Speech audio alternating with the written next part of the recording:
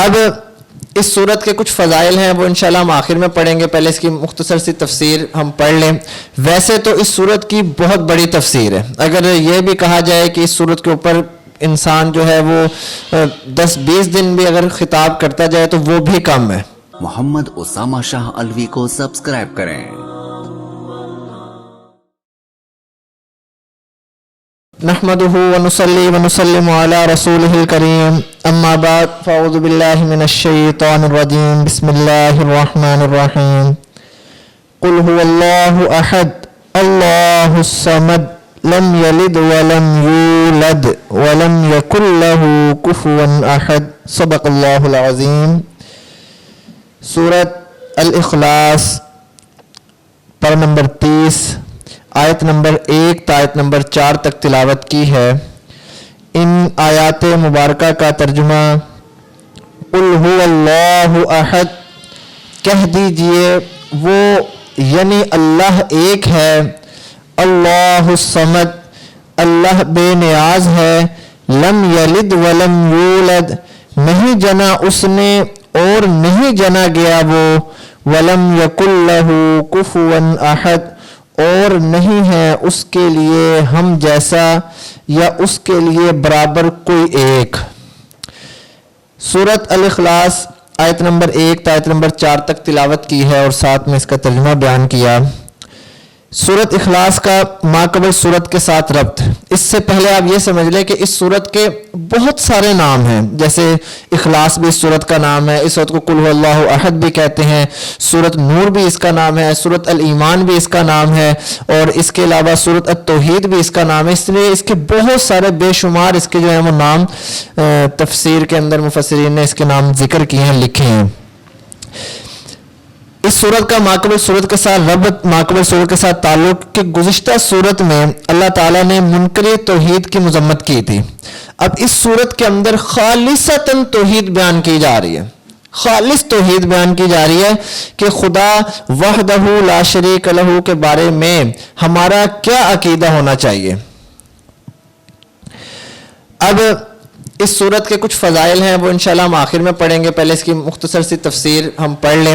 ویسے تو اس صورت کی بہت بڑی تفسیر ہے، اگر یہ بھی کہا جائے کہ اس صورت کے اوپر انسان جو ہے وہ 10-20 دن بھی اگر خطاب کرتا جائے تو وہ بھی کم ہے، کیونکہ یہ توحید کے اوپر ہے، اس کے اندر سے تو آپ ایک ایک لفظ کے اوپر گھنٹوں گھنٹوں تقریر کر سکتے ہیں۔ لیکن جب ہم نے یہ سپارہ شروع کیا تھا تو ہم نے اس وقت بھی یہ کہا تھا کہ ہم مختصر تفسیر کریں گے جو ہمارے گھر کی عورتوں کو بھی سمجھ آئے، بچوں کو بھی اگر وہ سنتے ہیں ان کو بھی سمجھ آئے، اور جو ہمارے بھائی حضرات ہیں جو جن کو قرآن پاک سے نئی نئی دلچسپی ہے، اگر وہ بھی سنیں تو ان کو زیادہ مشکل پیش نہ آئے، وہ اس تفسیر کو سمجھیں اور اس کو آسانی کے ساتھ جو ہے اس پہ عمل کرنے کی کوشش کریں۔ اس صورت کا شان نزول ہے، شان نزول 2 شان نزول ذکر کیے گئے۔ پہلا شان نزول یہ ہے کہ مشرکین مکہ نے سوال کیا تھا آپ صلی اللہ علیہ وسلم سے کہ خدا کا نسب کیا ہے، آپ جس خدا کے بارے میں ذکر کرتے ہیں اللہ تعالیٰ، ان کا نسب کیا ہے، تو اس کے جواب میں اللہ تعالیٰ نے یہ صورت نازل کی۔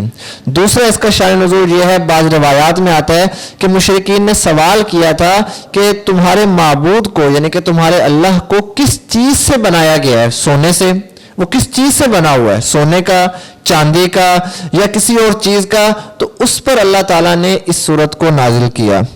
قل هو اللہ احد، قل سے اشارہ ہے آپ صلی اللہ علیہ وسلم کی نبوت کی طرف کہ از خود نہیں بلکہ ہماری طرف سے کہہ دیجیے، یعنی کہ اللہ تعالیٰ کی طرف سے کہہ دیجیے کہ اللہ ایک ہے، اللہ ایک ہے۔ ابھی جو لفظ اللہ ہے، یہ اللہ جو ہے یہ علم ذاتی ہے، اس ذات کا جو مجتمع ہے یعنی کہ جمعی صفات کمالیہ کو اور تمام عیوب و نقائص سے پاک ہونا، منزہ ہونا، یہ اس ذات کی جو ہے وہ خاصیت ہے، یعنی کہ لفظ اللہ جو اللہ تعالیٰ ہے وہ تمام عیوب سے، کسی قسم کا ان میں کوئی عیب نہیں ہے، کسی قسم کا کوئی نقص نہیں ہے، جتنی بھی صفات کمالیہ ہیں وہ تمام کی تمام اللہ رب العزت میں پائی جاتی ہیں۔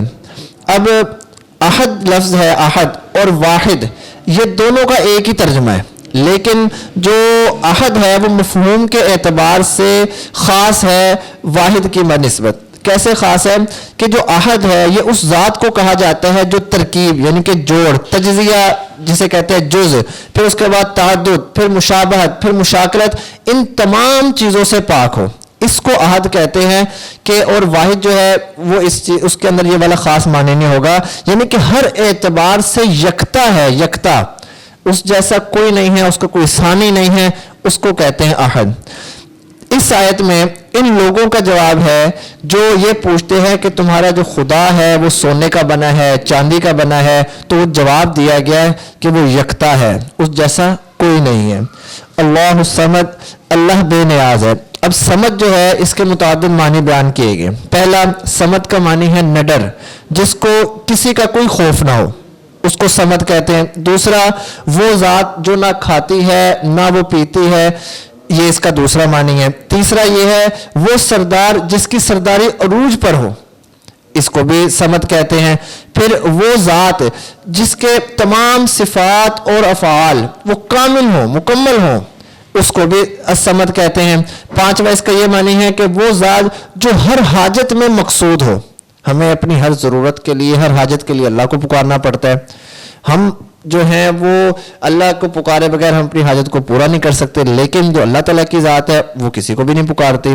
तो ये असमत का एक मतलब ये भी है। और एक मतलब ये भी है मखलूक के फना होने के बाद बाकी रहने वाली ज़ात होगी, उसको भी असमत कहते हैं। फिर एक मतलब ये भी किया है कि वो ज़ात जिस पर कोई मुसीबत ना आए, अल खैब, कि इन तमाम मानी, तमाम जो मैंने ये अकवाल जिक्र किए, इनका निचोड़, इनका खुलासा ये है कि समद वो ज़ात है जो खुद किसी की मोहताज ना हो। जैसे कि अभी मैंने आपको बताया कि वो खुद अल्लाह ताला खुद तो किसी के मोहताज नहीं है, और जो हम हैं, बाकी दुनिया की जितनी भी चीज़ें हैं, कायनात की जितनी भी चीज़ें हैं, वो सारी की सारी अल्लाह ताला की मोहताज है। तो समद इसको कहते हैं जो खुद तो किसी का मोहताज ना हो, लेकिन बाकी तमाम की तमाम चीज़ें उसकी मोहताज हों, उसकी तरफ अपनी हाजत को, अपनी ज़रूरियत को लेकर लोग उसकी तरफ रजू करें। लम यलिद वलम यूलद, इसका क्या मतलब है कि ना वो वालिद है ना मौलूद है, वरना फिर इसका हम जिन साबित हो जाएगा। और जो अहदियत वाला मानी है, अकेला यकता वाला मानी है, समदियत वाला मानी है, ये ख़त्म होता जाएगा। इसलिए ना वो वालिद है, ना वो किसी से जना गया है, और ना उसने किसी को जना है। और ये किसको जवाब दिया गया? ये उन मुशरिकीन को जवाब दिया गया जो ये पूछते थे कि अल्लाह ताला का नसब क्या है, उनका नसब नामा बयान किया जाए। वलम यकुल लहू कुफुवन अहद, मकसद ये है कि उस जैसा कोई नहीं है, अल्लाह जैसा कोई नहीं है, उसकी मिसाल, उसका हमसर, उसके मुशाबे, उसका हम शक्ल दुनिया में क्या पूरी कायनात के अंदर कोई भी मौजूद नहीं है। इसका एक सूरत का थोड़ा सा फ़ायदा है, थोड़े से फ़ज़ाइल हैं, वो भी इंशाल्लाह बयान करते हैं। फ़ायदा ये है कि सूरत इखलास ने हर तरह के मुशरिकाना ख़यालात की नफ़ी करके मुकम्मल तौहीद का दर्स दिया है। किसी किस्म के जो है इसके अंदर जो है मुशरिकाना जो ख्यालात हैं उनकी तमाम की नफ़ी कर दी, और किस चीज़ का दर्स दिया? तौहीद का दर्स दिया कि अल्लाह अहद है, यानी कि ताअद्दुद इलाह वाले शिरक की इसमें नफ़ी हो गई। इसी तरह अल्लाह समद, उन मुशरिकों की तरदीद हो गई जो गैरुल्लाह से, अल्लाह के अलावा लोगों से अपनी ज़रूरियात को, लोगों से अपनी हाजात को पूरा करवाते हैं। उठ के लाहौर चले गए जी, उठ के जो है वो सेवन शरीफ चले गए जी। खैर सेवन शरीफ भी क्यों, वो अल्लाह के अलावा तो नहीं है, वहाँ माथा टेक रहे हैं, वहाँ लोग बैठे हुए हैं, भाई किस ज़रूरत से? जब अल्लाह ताला है तो अल्लाह ताला के अलावा आपको किसी और के पास जाने की ज़रूरत ही क्या है? जो भी इंसान गैरुल्लाह के पास जाके उनको पुकारेगा और इस अकीदत से जाएगा। देखें मैं आपको एक बात बताऊं, हमारे लिए किसी की भी जगह की जो अकीदत है वो सबसे बढ़ के जो अकीदत है वो खाना काबा की अकीदत है।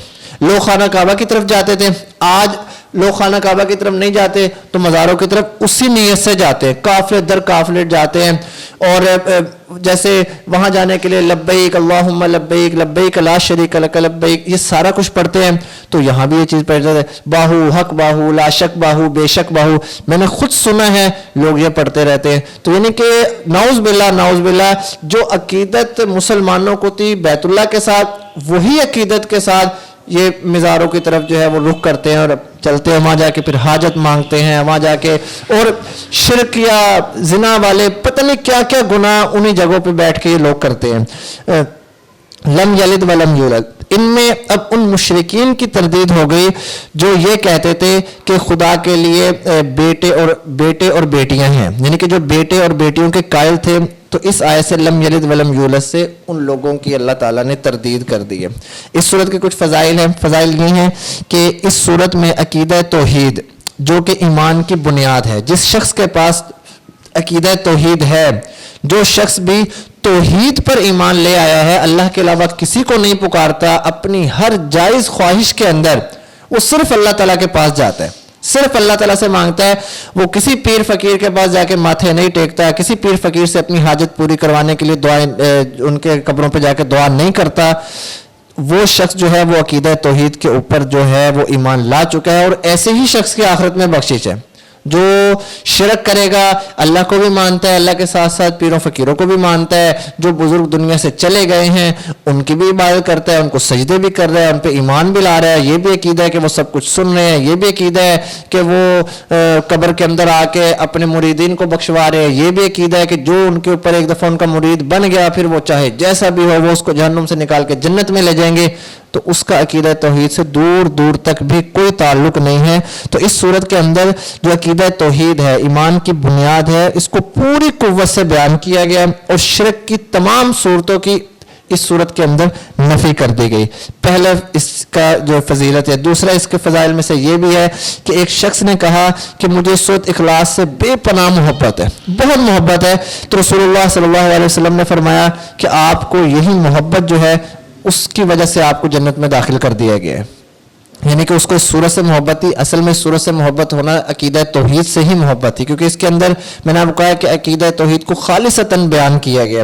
اسی طرح ایک فضیلت اس کی یہ بھی ہے کہ ایک مرتبہ آپ صلی اللہ علیہ وسلم نے فرمایا کہ سب جمع ہو جاؤ، جب سب جمع ہو گئے تو فرمایا کہ میں تمہیں تہائی قرآن پاک سناؤں گا۔